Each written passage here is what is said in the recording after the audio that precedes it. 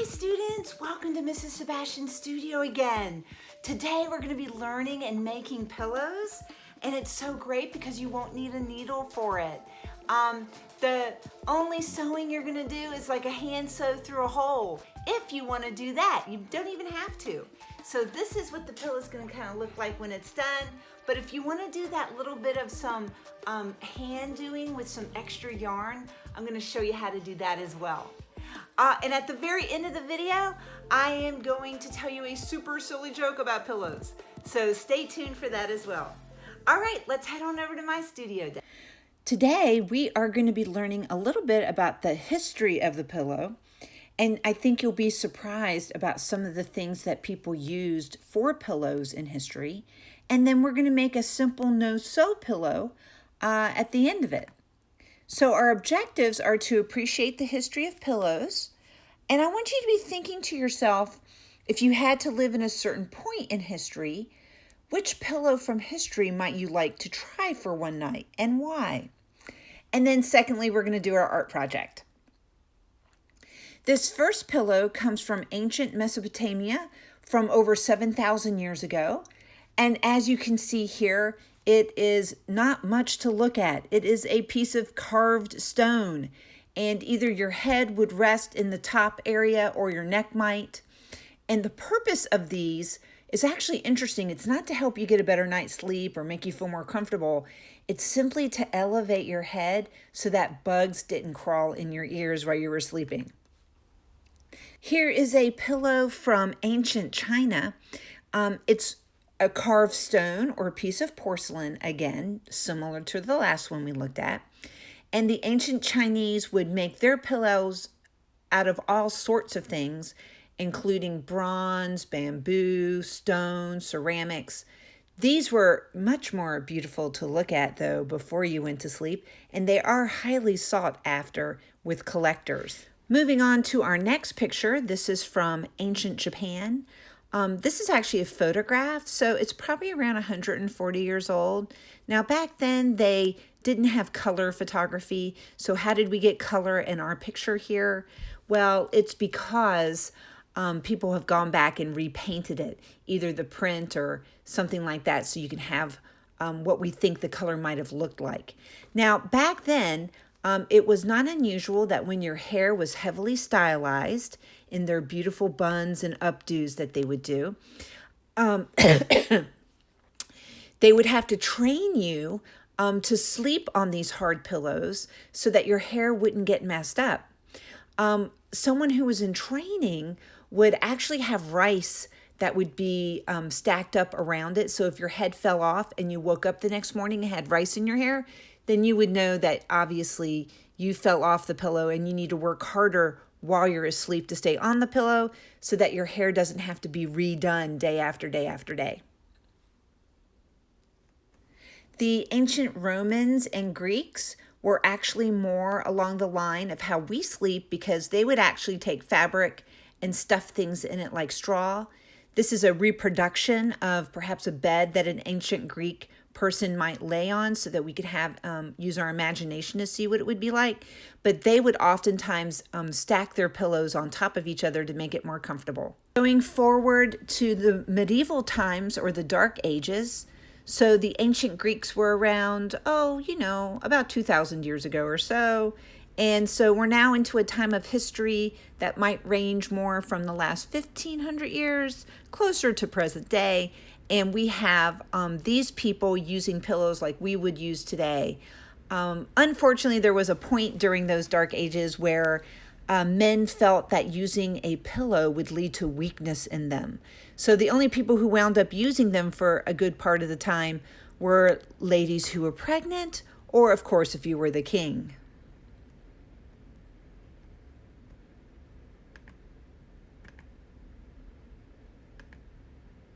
So, of course, today we love our pillows, bean bags, etc., our mattresses and everything. And they come in all sorts of shapes and colors and styles.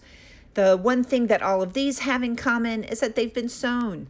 Well, you may not have a needle at home, So I'm going to show you a way to make a pillow with some simple things that you may have laying around the house. All right, so what you'll need for this lesson includes a good sharp pair of scissors.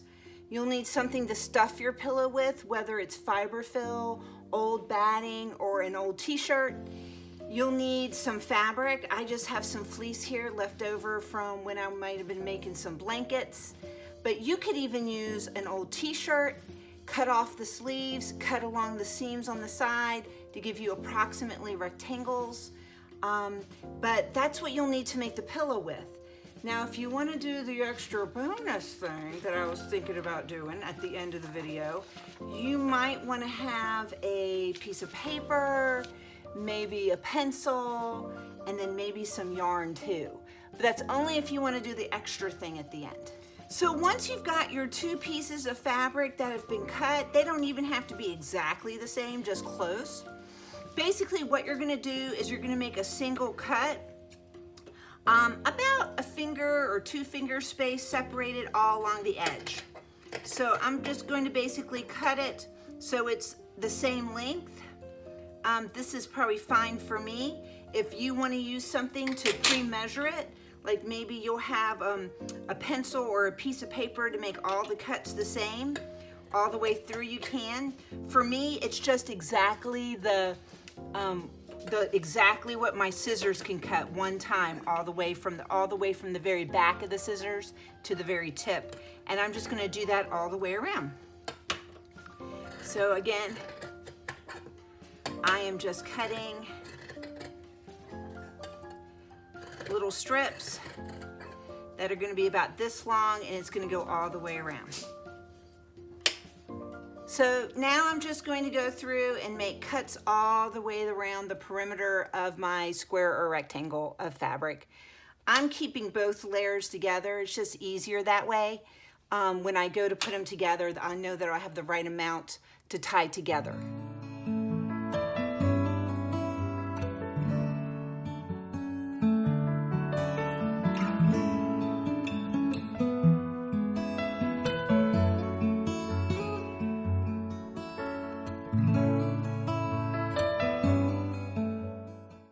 Now, as you cut, you'll notice that it's going to be weird. Like, how are you going to tie these together and tie these, and what's the point of that?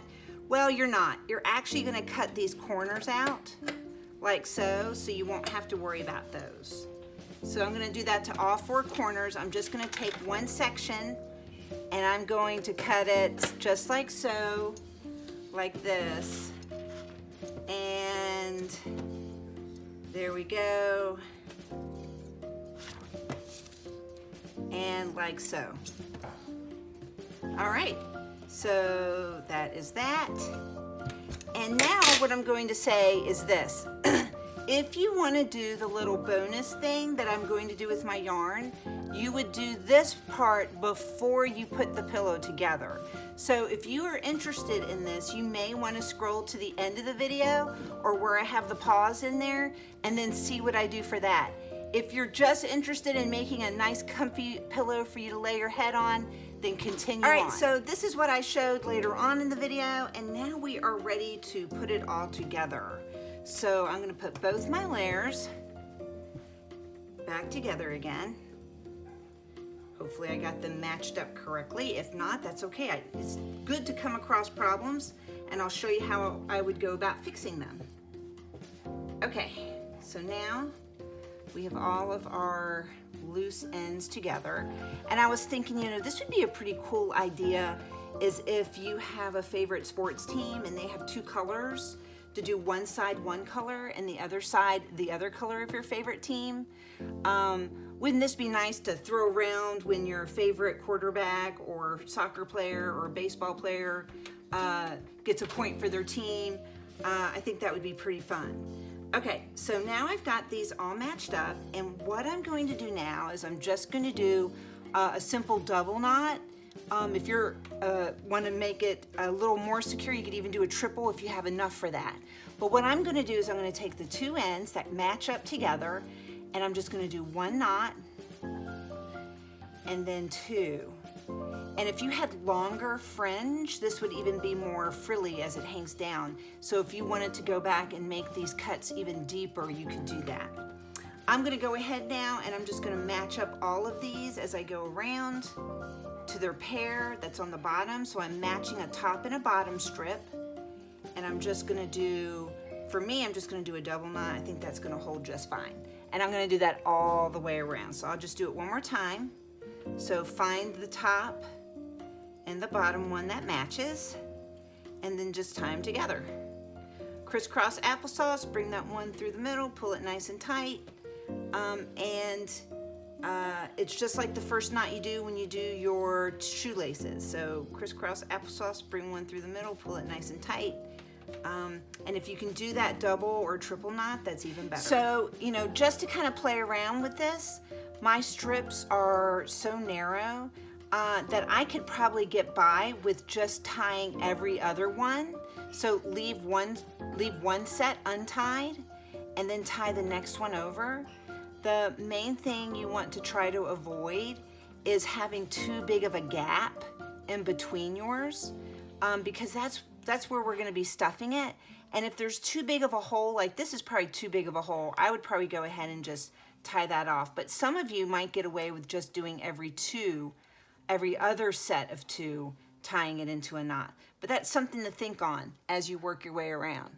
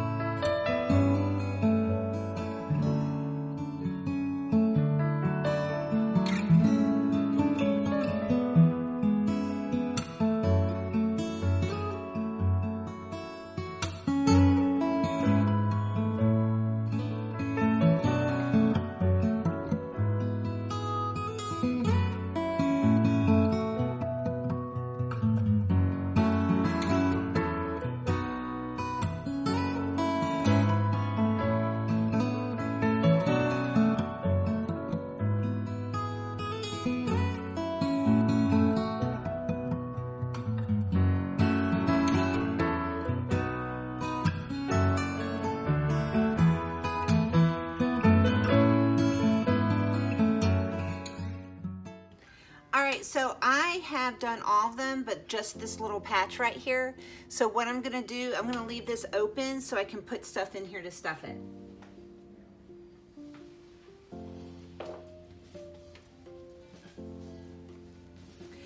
Again, like I said, you could use fiberfill. I have some old batting here. You could use another t-shirt that nobody wants. If nobody's planning on washing this pillow, you could even stuff it with paper towels or TP, whatever you got hanging around.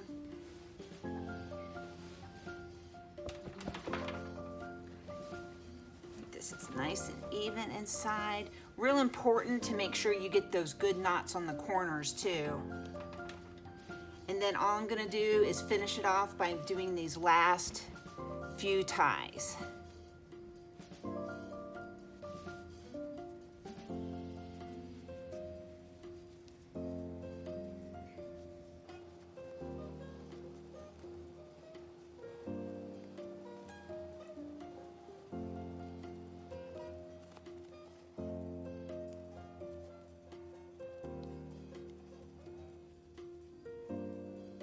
And what if they don't match up quite right? Hey, just grab one of the ones that you've already tied knots with to tie up any loose ends that you may still have.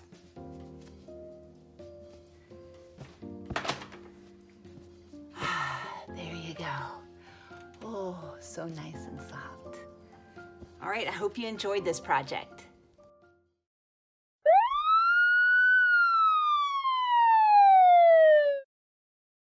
All right, for this bonus part that we're going to do, I'm gonna make a shape. I'm actually gonna do a heart in the middle. So I'm gonna take a piece of paper and my pencil, and I'm gonna make half of a heart here, because I want that to be kind of nice and uniform. I don't want to freehand it. I would rather use a tracer for this part. So then I've got this here. And then what I'm going to do is I'm actually going to put a few little dots right here along the sides here. So on the inside, I'm going to put a few dots on the outside, all the way down. I'm not going to worry about this top curve here so much. And once I have a few little dots in there, I know that I've got my basic outline. So this is what I'm going to use to my next part. So for my next part, I'm just going to use a sharp pencil here, and I am actually going to just poke some holes right in there. If you had an embroidery needle, then you could certainly use that and go right through the fabric, but I kind of don't. So I'm going to be doing that.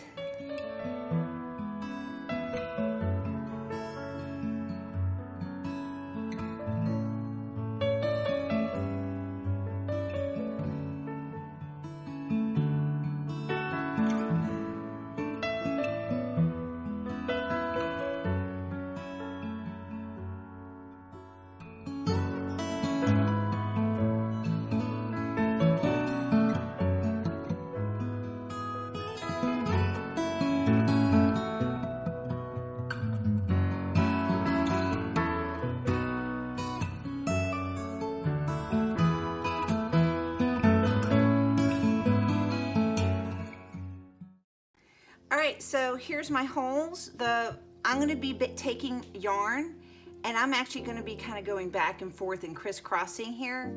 I'm actually going to do the top part here and then jump across and do the top part here, and then I'll probably go in the back and go back and forth like this.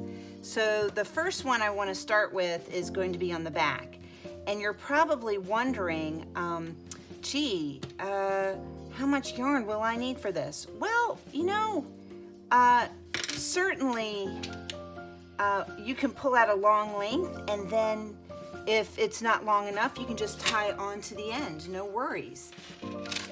So I'm just gonna pull a long length through here. Okay, so now I'm gonna stop, and I'm gonna go here. You know, it'd be nice too if maybe you did different colors. So if you ran out of one piece of yarn, you could for sure just simply add a different color after tying it on the ends. So I will show you that part too, for sure. There we go. And now I am going to jump down one. And these holes are nice and big, where I'm just going to use a pencil to help to kind of get it started to pull through. Just by poking that pencil really good in those. And then I'm going to go here. If you need to get it started, just kind of poke it with the pencil through the fabric.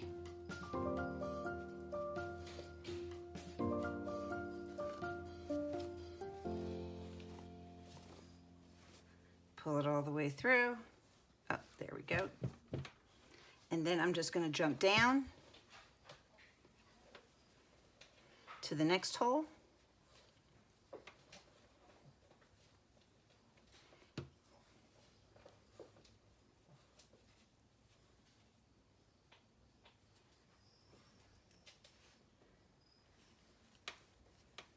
And like I said, I'm going to keep jumping back and forth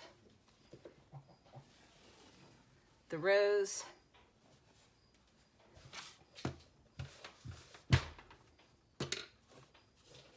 Until it comes to a point where I run out of yarn.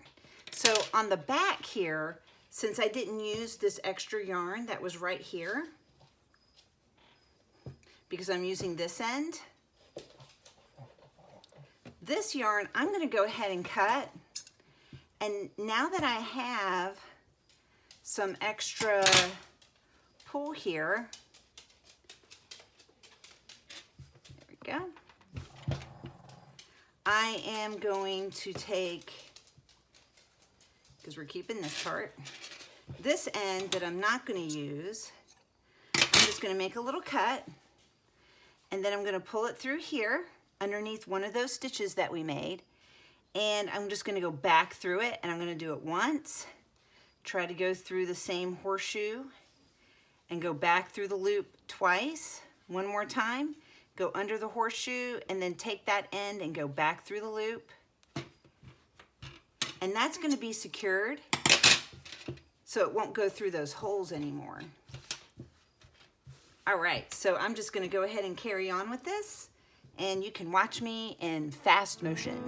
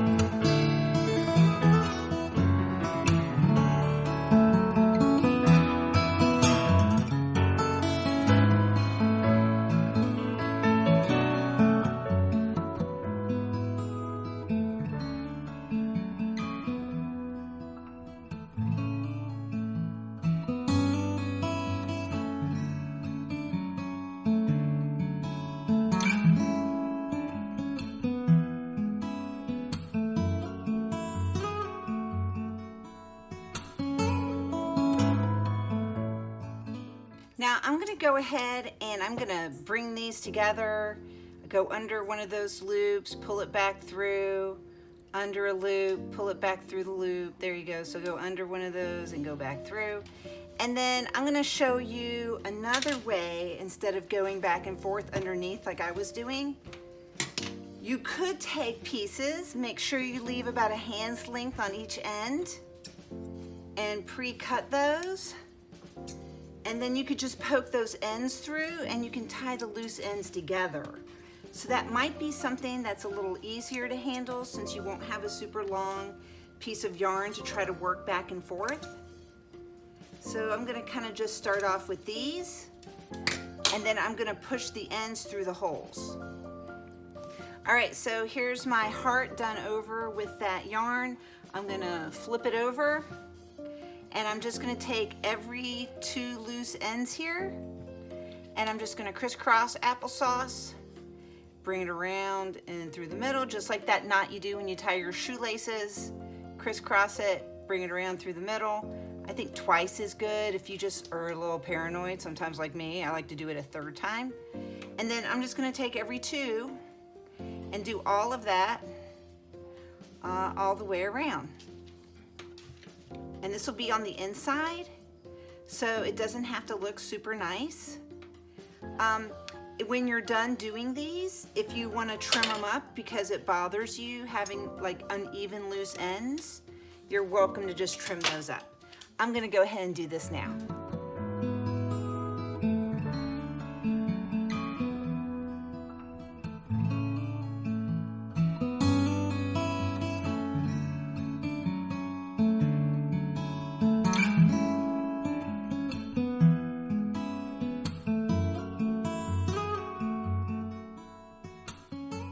Now my thinking is if you're laying on this pillow or you have it off to the side and you need to just have a place to put your glasses so you don't accidentally roll over on them, or maybe you're doing some homework and you just want to get that pencil because you're just too sleepy to put it on the side of your bed table, you could put little different things through these little strings here.